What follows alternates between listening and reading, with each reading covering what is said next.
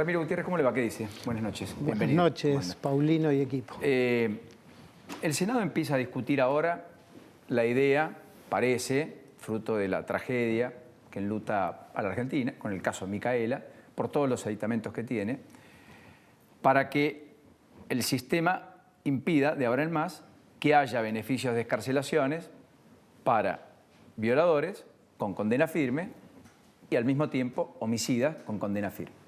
¿Correcto? Eso que tiene media sanción de diputados y que el Senado va a empezar a discutir recién ahora. Como siempre, espasmódicamente, después de un gran hecho. Sí. ¿Está bien igualmente hacerlo?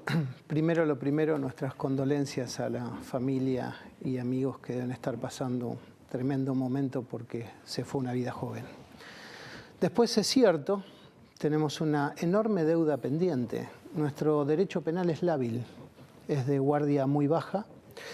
Y hoy en la Argentina no existe ni la condena de cumplimiento efectivo. Un juez te da 15 años y a los 5 o 6 años estás en la calle y eso indigna muchísimo.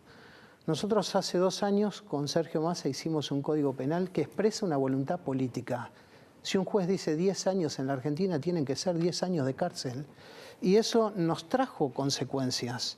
Gran parte de la doctrina de los jueces que siguen a Zaffaroni opinaron en contra, pero nosotros entendemos que hay que terminar con los beneficios. Hoy tenemos un artículo del Código Penal que es por el cual el violador de esta joven está en libertad, que es el artículo 13. Yo quiero poner en juicio ese artículo, porque el Código Penal de Massa lo eliminó. Ese artículo dice que cumpliendo las 2/3 partes de la pena, vos podés salir en libertad con unos mínimos requisitos más, como por ejemplo haberte portado bien en la cárcel. Ese artículo viene de la Inglaterra y las colonias donde tenía sus presos como Australia. Otro puede decir al 50% y otro cumpliendo 1/3. Bueno, nosotros decimos que cumpla todo. Y eso es una decisión y la pusimos hace 2 años sobre la mesa de la discusión donde debe estar, en el Congreso de la Nación. Y nunca tuvo vuelo. No tuvo vuelo. Y la verdad no entendemos por qué se posterga. ¿El registro de violadores por qué no se pone en práctica? ¿Me puede contar? Porque, digamos, hace 4 años que está.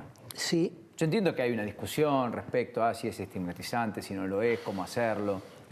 Mira, con este caso, todos descubrimos de la noche a la mañana que había un psicópata suelto con una tendencia sexual muy profunda que arrebató la vida de una adolescente. Y que había ya producido, al menos, confirmado, 2 violaciones y una tercera que por el beneficio de la duda, finalmente se supone que él la cometió, pero no pudieron condenarlo. Todas en el 2010. Yo te hago 2 preguntas, Paulino. ¿Cuántos están en la calle a esta hora en la misma condición? Muchos. Como homicidas también, como lo que ha pasado con el policía que fue ultimado por la espalda en Quilmes, hecho que lo produjo también alguien que tenía libertad condicional. Bueno, y la segunda pregunta que te hago es, ¿quién te defiende en la Argentina? Nosotros tomamos una decisión clara. Estamos del lado de la vereda de la víctima. Otros pusieron un código sobre la mesa. Zaffaroni hizo un código, es un desarrollo intelectual. Zaffaroni es un jurista, pero ese código beneficia al delincuente. Nosotros pusimos un código que beneficia a la víctima y a la sociedad. 402 artículos, 2 años de trabajo.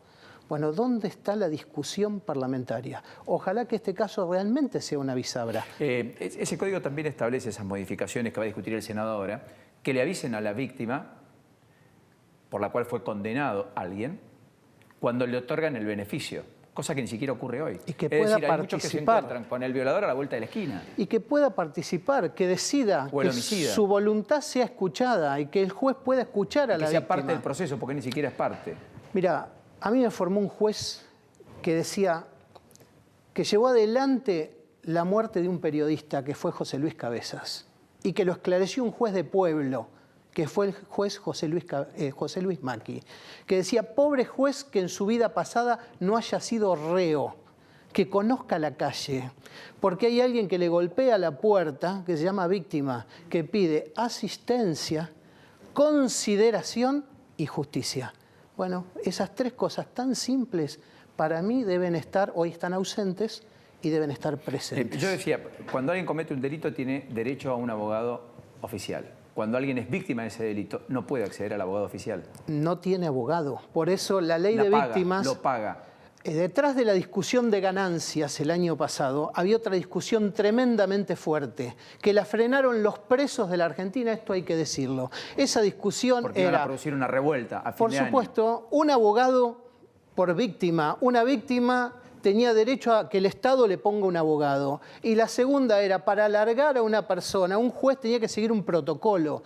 Vos tenés un avión en crisis y se sigue un protocolo. Un médico te va a operar y se sigue un protocolo. Un juez va a liberar y no tiene protocolo. Libera por teléfono. En la provincia de Buenos Aires, jueces liberan por teléfono. Entonces nosotros pusimos 9 pasos de hierro con Sergio Massa. Uno era tenerte enfrente, el juez, la persona y la víctima, y después tener todo el historial médico y criminal completo de esa persona antes de decidir. Cuando esto cobró vida y tuvo media sanción en diputados, los presos hicieron la revuelta de fin de año. A esta ley de Sergio Massa la llamaron la ley Sepultura, lo cubrió Clarín como víctimas y delincuentes, una puja, y ahí se desinfló en el Senado. Entonces, señores senadores, saquen esta ley. Lourdes. Claro, pero justamente yo he escuchado mucho a Matías Bañato, a Carolina Píparo, a María Luján Rey, todos que están luchando porque esta ley finalmente salga, y parece que en el Congreso no existe, pues siempre hay algo más importante que la ley de víctimas. Y después vos tenés un violador como Sebastián Wagner, que tiene un defensor oficial, y tenés a la familia de la víctima que tiene que salir a pagarse un abogado. Tan simple como eso. La justicia es una balanza. Si vos ponés todos los derechos, incluso a que el Estado te pague un abogado en el platillo del victimario, del que mató, del que robó, del que violó, y no pones nada en el platillo de la víctima, no vas a afianzar la justicia como dice la Constitución. El preámbulo de la Constitución nos obliga a afianzar la justicia. Bueno, nosotros dijimos, vamos a cambiar el paradigma de la justicia penal argentina. Durante muchos años solo se llenó el platillo del imputado. Hay que llenar el de la víctima. Diputado, gracias por este ratito. Gracias, Paulino. Hasta y a la ustedes. próxima, muy gentil.